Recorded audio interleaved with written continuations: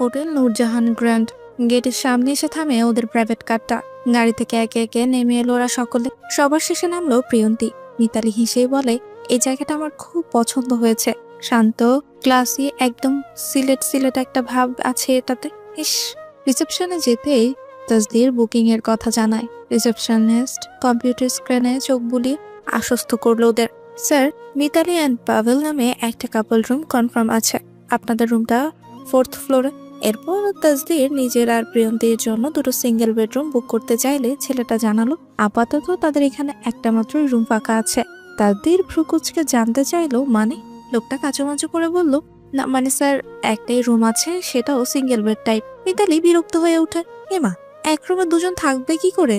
Manager এগিয়ে এসে ভদ্র গলায় বলল, দুঃখিত ম্যাডাম, আজ হোটেল প্রায় ফুল। তাসদির চোখ শুরু করে পরিস্থিতি বুঝলো। এরপর পকেট থেকে ফোনটা বের করে ডায়াল পেটে কারো নাম্বার চেপে কল লাগায় সে। স্ক্রিনে জলজল করছে একটাই নাম, হাসিব। কল উঠতেই বলল, হ্যাঁ এসে গেছি, তুই কোথায়?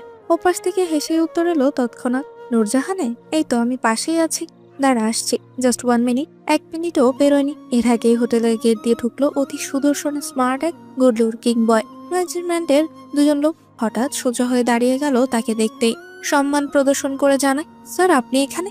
আগন্তুক সেসবে তোয়াক্কা না করে সোজা এসে জড়িয়ে ধরে তাসদিরকে, কুশলাদি করে কয়েক সেকেন্ড। এরপর আনন্দে আপ্লুত হয়ে বলল, আরে কমান্ডার সাহেব, আপনি তো, আমি তো বিশ্বাসই করতে পারছি না, সত্যি সত্যি এলি তাহলে? এরপর ঘুরে তাকালো পেছনে। মিতালিকে আগে থেকে চিনলেও বাকি দুজনকে চিনে না হাসিব নামের ছেলেটা। ওর প্রশ্ন করার আগে ওদের সঙ্গে পরিচয় করিয়ে দেয় তাসদির। বলল, ও পাভেল, মিতালির হাজব্যান্ড, অ্যান্ড উনি হচ্ছেন পাভেলের বোন। হাসিব সৌজন্যতায় হাত বাড়ায় পাভেলের উদ্দেশ্যে। হ্যান্ডশেক করে দুজন। প্রিয়ন্তীকে একবার খুঁটিয়ে খুঁটিয়ে সূক্ষ্ম নজরে পরখ করে বন্ধুর কানের পাশে ঝুঁকলো ফাসি। বলল ফিসফিস করে, মিস কি সিঙ্গেল? তাদের হাতের কোনোই দিয়ে গুঁতা মারে বন্ধুর পেটে। অল্প বিরক্তিতে কপাল কুচি ব্যথাসূচক শব্দ করে হাসিব। ওদিকে ম্যানেজমেন্টের লোকেরা তখন বুঝে গেল এটা মানুষটা সাধারণ কেউ না। ম্যানেজার সাহস করে জিজ্ঞেস করলো, স্যার উনি কি আপনার পরিচিত? হাসিব দুষ্টু হেসে বলল, পরিচিত? একটু বেশিই পরিচিত, আমার চাইল্ডহুড ফ্রেন্ড, বাচপান কা জিগরা দোস্ত। এরপর ম্যানেজারের উদ্দেশ্যে বলল, আবারও আমার বন্ধুর আর একটা পরিচয় আছে, যেটা জানলে তোমরা ওনাকে এভাবে দাঁড় করিয়ে রাখা দুঃসাহস তো দূর, চিন্তাও করতে পারতে না। রিসেপশনের লোকদের ভ্রু কুচকে গেল তাতে। কৌতূহলে টান টান হয়ে উঠলো সবার চোখ। তখনই তাসদির এক পা এগিয়ে এসে শান্ত গলায় বলল, না হাসিব, এখানে আমার পরিচয় না হয়ে তোর বন্ধু হিসেবেই তোলা থাক। হাসিব বুঝলো বন্ধুর কথার মানে, ছেলেটা এমনই, ফ্যামিলির সঙ্গে সময় কাটাতে এসেছে, তার মানে সেই সময়টুকু শুধু ফ্যামিলির নামেই বরাদ্দ। হাসিবও সায় জানালো তাতে, হেসে বলল, ঠিক আছে কমান্ডার সাহেব, আপনার কথাই তোলা রইল তাহলে। ম্যানেজমেন্ট মাথা নত করে বলল তখন, স্যার আপনাদের জন্য আমরা এক্ষুনি দুটি আলাদা রুম অ্যারেঞ্জ করছি, একেবারে ভিআইপি সেকশনে। অ্যান্ড সরি স্যার, আসলে ওগুলো ভিআইপি পার্সনদের জন্য অ্যারেঞ্জ করা ছিল তো, তাই আর কি। ওদিকে প্রিয়তি, পাবেল, মিতালি বসেছিল রিসেপশনে। এতক্ষণে স্বস্তির নিঃশ্বাস ফেলে সকলে। ম্যানেজমেন্ট মিনিট 10-এর মধ্যে দুটো রুম আলাদা অ্যারেঞ্জ করে দেয়। একই ফ্লোরে দুইটা রুম, মিতালিদের রুম 4th ফ্লোরে আর ওদের দুজনের 6th ফ্লোরে। প্রিয়তির রুমে ঢুকে হাতের ব্যাগটা রাখে এক পাশে। ওয়েটার ছেলেটা ওর লাগেজটা আগে ভাগে রেখে গেছে সেখানে। বেশ কিছুও আনেনি প্রিয়তি সঙ্গে করে, এই হালকা পাতলা টুকিটাকি কিছু এনেছে। প্রিয়ন্তী ব্যাগটা নামিয়ে রেখে প্রথমে ওয়াশরুমে ঢুকে মুখে ঠান্ডা পানি ছিটিয়ে চুল ঠিক করলো। এরপর টাওয়াল দিয়ে মুখ মুছে বেরিয়ে এলো। এসে দাঁড়ায় দরজার সামনে। হঠাৎ মনে পড়লো মিতালি বলেছিল তোমার রুমের পাশে ভাইয়ার রুম। প্রিয়ন্তী অজানায় পা বাড়ায় বারান্দায়। ওর রুমের ব্যালকনিটা একদম মাঝ বরাবর, দুপাশে আরো দুটো ব্যালকনি আছে।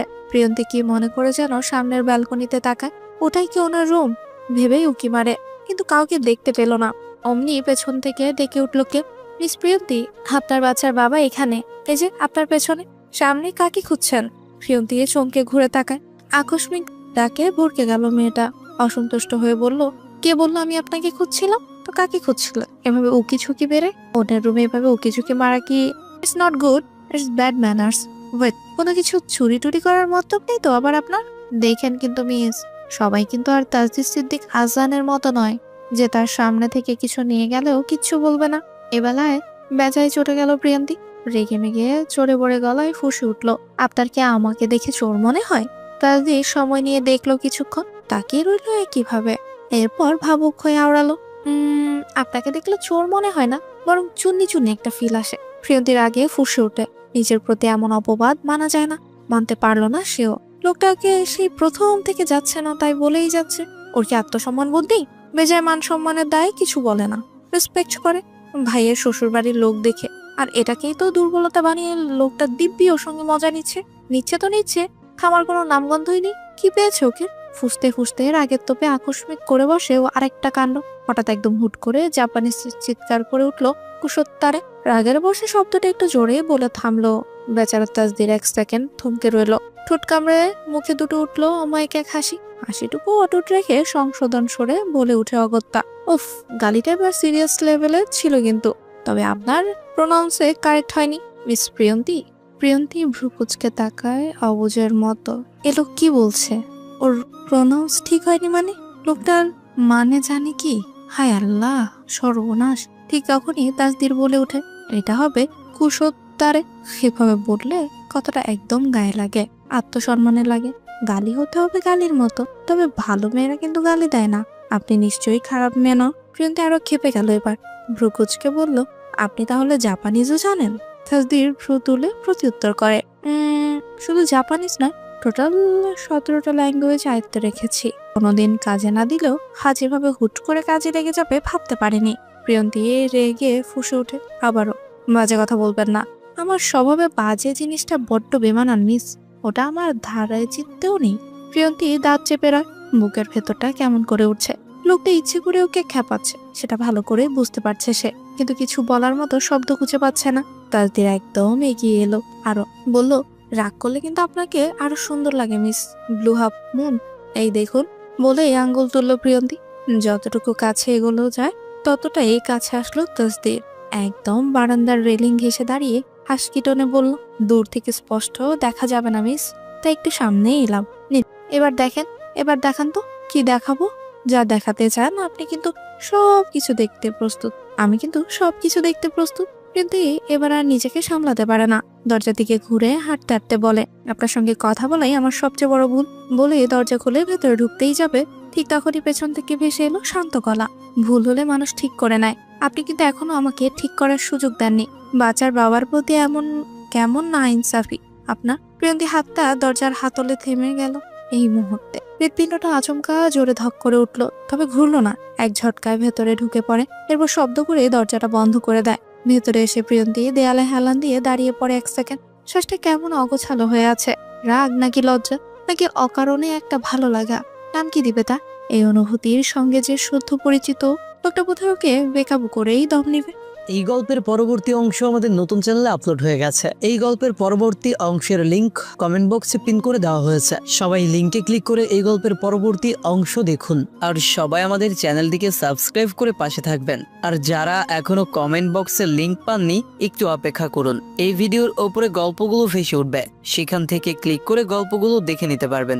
ধন্যবাদ সবাইকে। এই গল্পের পরবর্তী অংশ আমাদের নতুন চ্যানেলে আপলোড হয়ে গেছে। এই গল্পের পরবর্তী অংশের লিংক কমেন্ট বক্সে পিন করে দেওয়া হয়েছে। সবাই লিংকে ক্লিক করে এই গল্পের পরবর্তী অংশ দেখুন। আর সবাই আমাদের চ্যানেলটিকে সাবস্ক্রাইব করে পাশে থাকবেন। আর যারা এখনো কমেন্ট বক্সের লিংক পাননি, একটু অপেক্ষা করুন, এই ভিডিওর ওপরে গল্পগুলো ভেসে উঠবে, সেখান থেকে ক্লিক করে গল্পগুলো দেখে নিতে পারবেন।